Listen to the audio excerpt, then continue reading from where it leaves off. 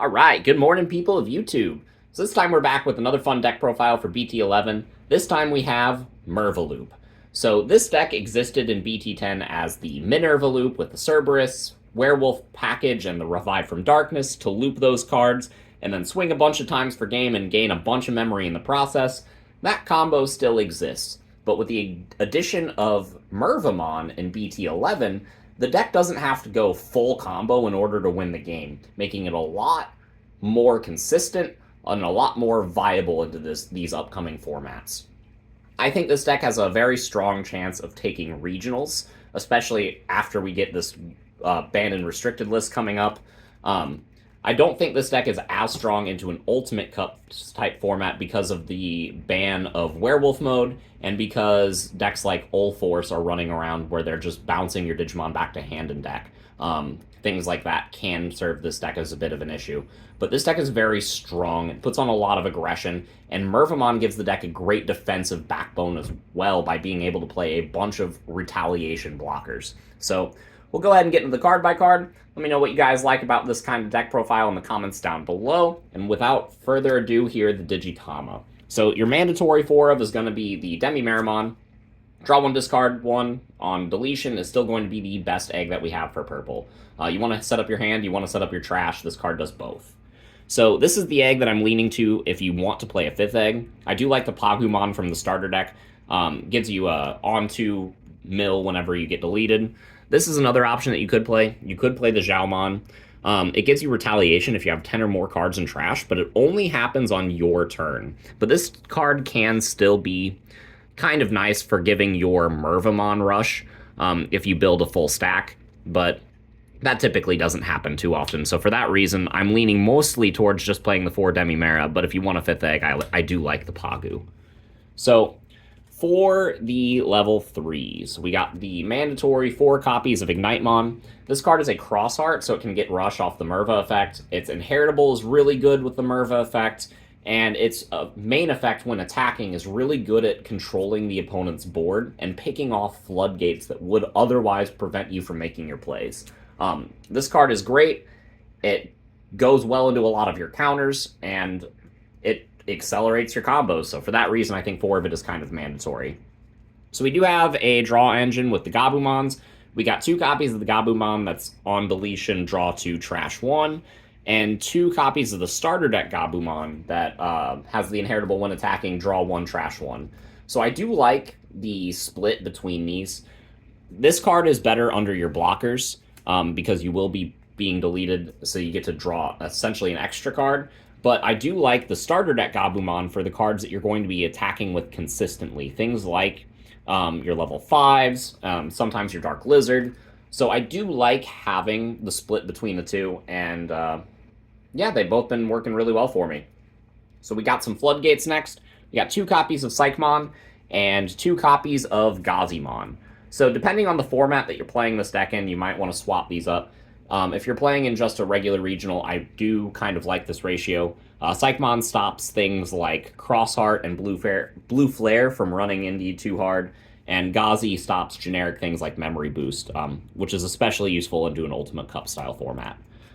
And then I did want a 13th rookie. I did not want to play the Retaliation Devimon from the set because I am playing a lot of Retaliation level 4s. So the level 3 that I opted to play was a single copy of the Gazimon X Antibody. So when push comes to shove, you can just evolve this card in the back for 0, right? It's still a purple rookie. But this card can help you get the cards in trash you need to go off with your full loop. And if you're going to just swing with a Gazimon anyway, you might as well just evolve it into this. Draw a card, mill 3 more cards, and help get yourself set up. I do really like this card, and I think it is entirely cuttable, but for my specific playstyle, I do think this is the optimal 13th rookie for me. So I do like 13. I want to keep that number somewhat high because this deck does want to be promoting a lot of rookies from your raising area and swinging a lot. This is a very aggressive deck, so I don't think I would go any less than that. So for the level 4s, I got 4 copies of Dark Lizard. This card's got Retaliation, so it combos well with a lot of the other cards in the deck. Plus, on deletion, draw 1, trash 1 is very strong. Helps fill your hand, helps fill your trash. It's a really good card. Next, we got 2 copies of Soulmon. This card makes your retaliation bodies a little bit bigger. You will notice that these main 6 are just 4,000, so the Soulmon does kind of come up in clutch there. This is one of the cards that you will be reviving a lot of the time with the Merva, just to have a bigger blocker with retaliation in play. This card is pretty nice. I do really like it. I wouldn't play any less than 2, but I think at more than that, it gets kind of redundant. You can stack this effect, but your cards are still weak. Merva doesn't have retaliation herself, so it is one of those things that I do like the Soulmon at 2, but I don't know if I would play any more.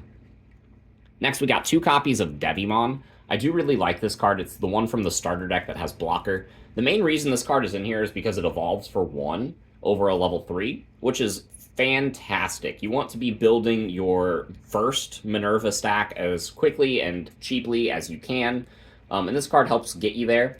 Plus, it's a blocker that you can keep pulling out of your trash whenever you have the Minerva in play. If your opponent's playing like Crossheart and trying to Crossheart loop you with cross 3s or things like that.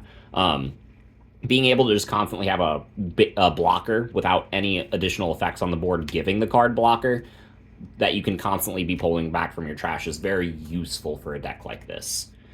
Next, we have 1 copy of the Ogremon from BT6 to close out our level 4s in the list.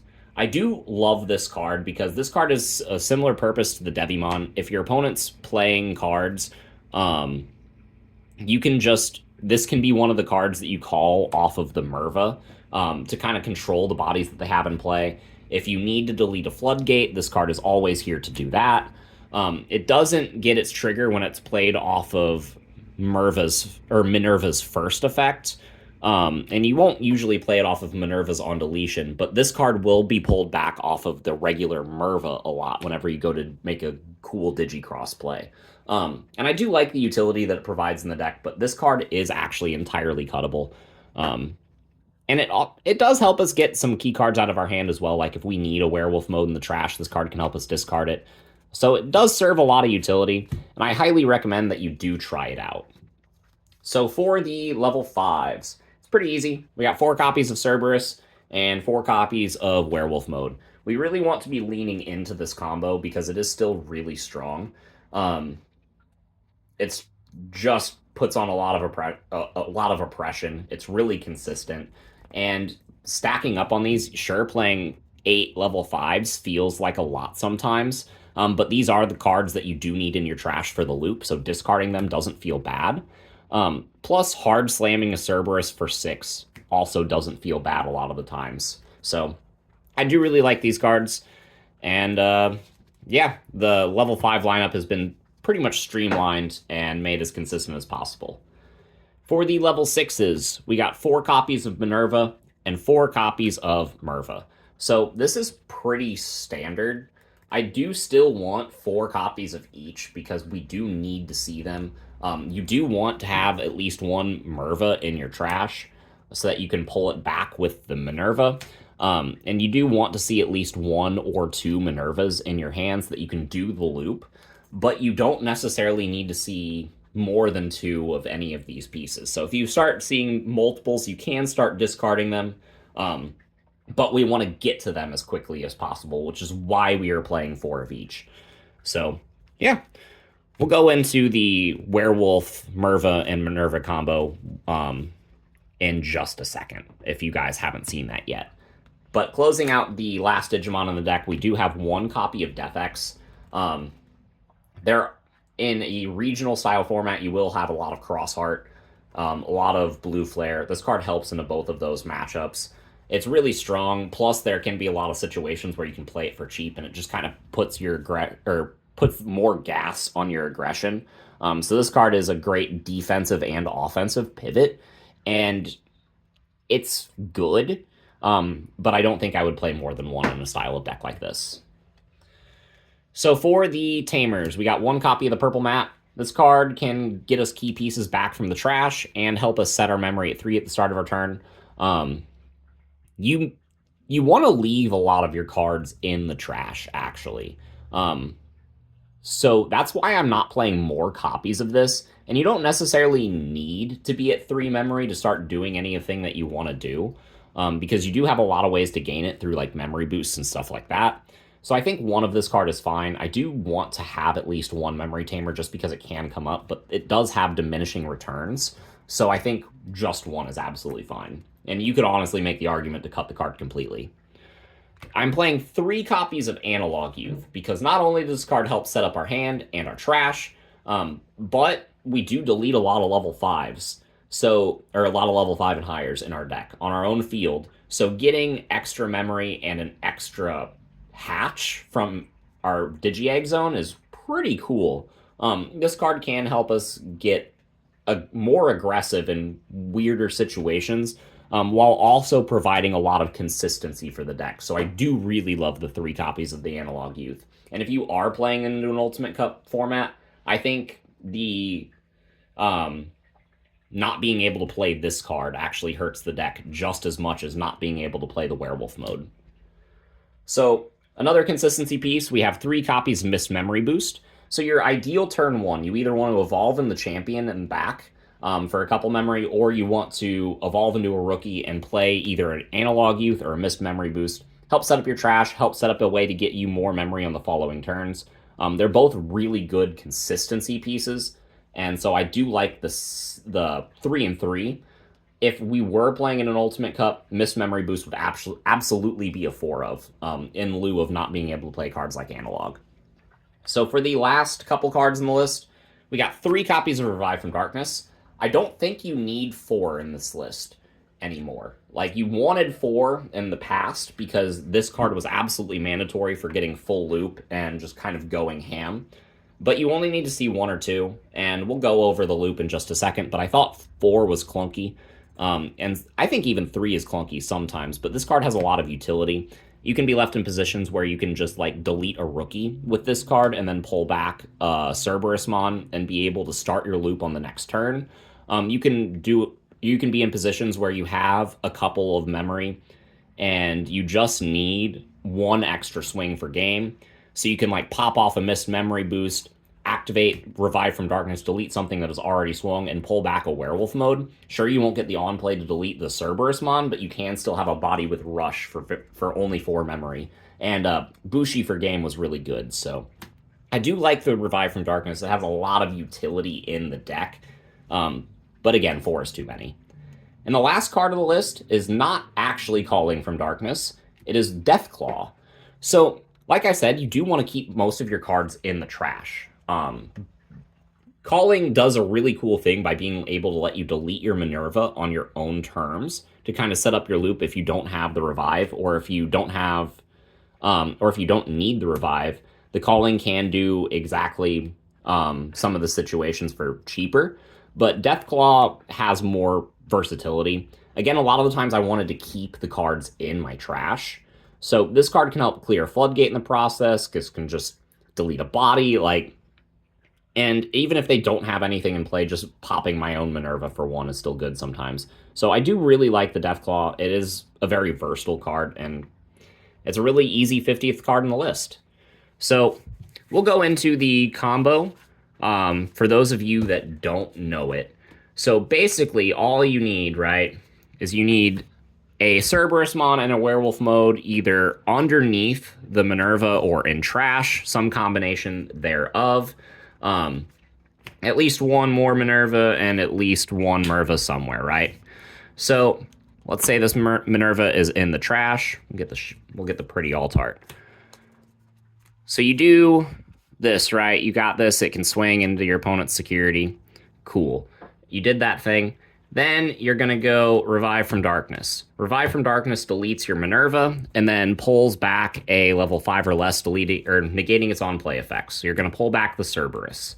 Then Minerva's on deletion will trigger and let you pull back a level 5 or a Mervamon, and you get the on-play effect. So you'll pull back the Werewolf mode, pop this, and then you paid 4 memory from the Revive. You're going to gain 9 memory from this. So you will net positive 5 memory. You will get to draw 2, trash 1, and then you'll get to swing with Rush.